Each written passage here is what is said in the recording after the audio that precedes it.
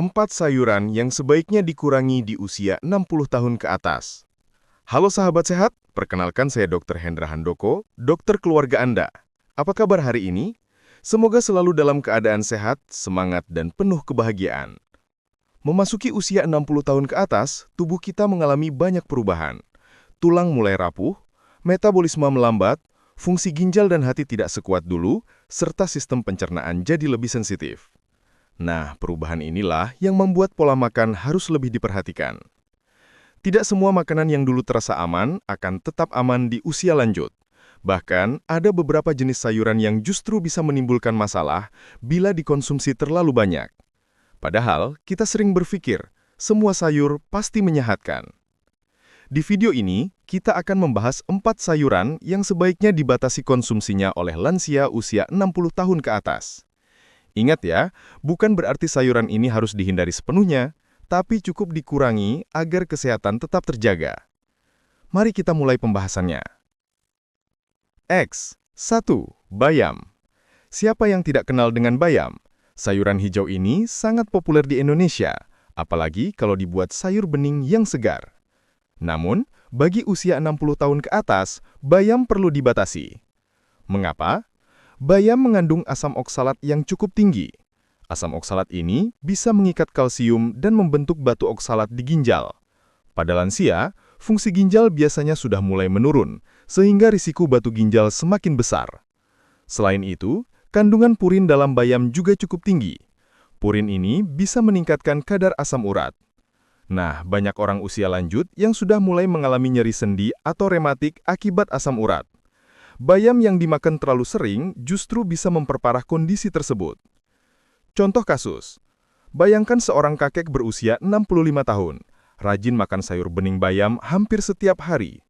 Dalam beberapa bulan, ia mulai sering merasakan nyeri pada lutut dan pergelangan kaki. Setelah diperiksa, ternyata kadar asam uratnya tinggi. Jadi meski bayam sehat, bila dikonsumsi berlebihan bisa jadi masalah. Tips konsumsi. Batasi makan bayam hanya 1-2 kali seminggu. Jangan dipanaskan ulang, karena zat nitrit bisa meningkat dan berbahaya. Kombinasikan dengan sayuran lain yang rendah oksalat, misalnya labu siam, wortel, atau brokoli. 2.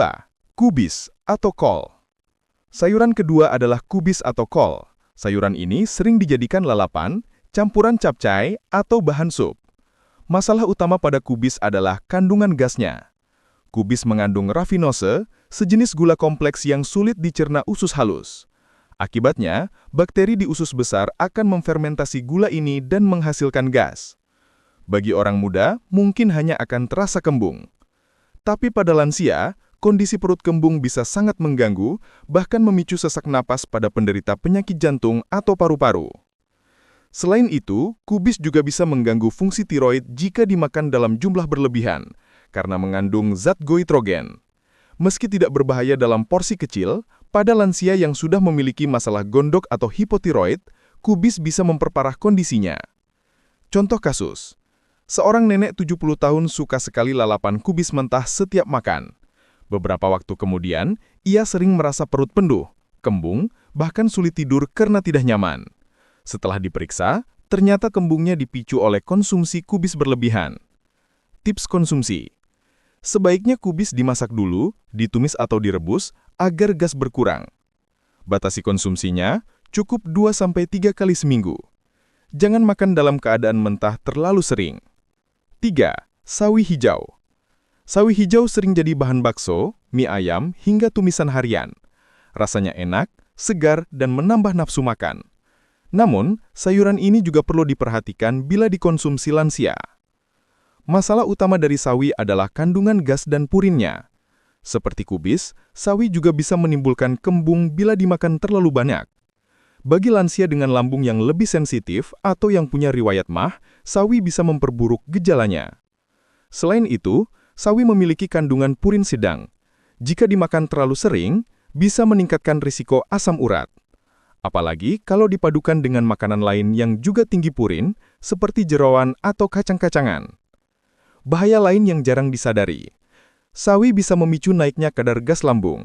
Jadi bagi lansia yang punya penyakit GERD atau asam lambung naik, Konsumsi sawi terlalu banyak bisa membuat dada terasa panas dan mulut terasa pahit.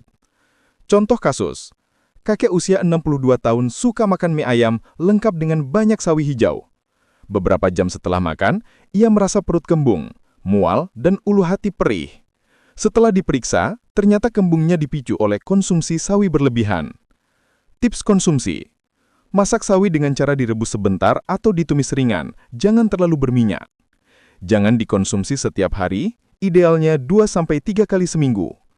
Perhatikan respon tubuh, kalau terasa perut tidak nyaman, segera kurangi. 4. Terong. Sayuran terakhir yang sebaiknya dibatasi adalah terong. Terong memang lesat, apalagi kalau digoreng balado atau dijadikan lalapan bakar. Namun, ada beberapa hal yang perlu diperhatikan pada usia 60 tahun ke atas. Kandungan utama terong adalah solanin. Solanin adalah zat alami yang bisa menimbulkan rasa pahit pada terong. Bila dikonsumsi terlalu banyak, solanin bisa menyebabkan masalah pencernaan seperti mual, kembung, atau diare. Pada lansia dengan lambung yang lebih rentan, efek ini bisa terasa lebih cepat.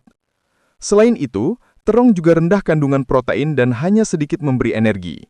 Jadi, bila lansia terlalu sering makan terong sebagai lauk utama tanpa sumber gizi lain, bisa meningkatkan risiko kurang gizi. Bahaya lain, terong dapat meningkatkan kadar asam urat pada sebagian orang. Bagi penderita asam urat, konsumsi berlebihan bisa memicu nyeri sendi. Contoh kasus, seorang nenek usia 68 tahun suka sekali terong goreng hampir setiap hari. Beberapa minggu kemudian, ia mulai sering merasa sendinya nyeri dan pencernaannya kurang baik. Setelah diperiksa, ternyata konsumsi terong yang berlebihan memperparah kondisi asam uratnya. Tips konsumsi: batasi makan terong maksimal 2 kali seminggu. Jangan selalu digoreng, coba dipanggang atau ditumis agar lebih sehat. Kombinasikan dengan lauk berprotein seperti ikan atau tahu tempe. Penutup. Nah, sahabat sehat, itulah 4 sayuran yang sebaiknya dibatasi konsumsinya oleh usia 60 tahun ke atas. Bayam, kubis atau kol, sawi hijau, terong. Sekali lagi, bukan berarti sayuran ini berbahaya dan tidak boleh dimakan sama sekali. Namun, konsumsinya perlu dibatasi agar tidak menimbulkan masalah kesehatan, terutama pada ginjal, asam urat, lambung, dan pencernaan. Prinsip yang penting adalah makanlah dengan seimbang dan bervariasi.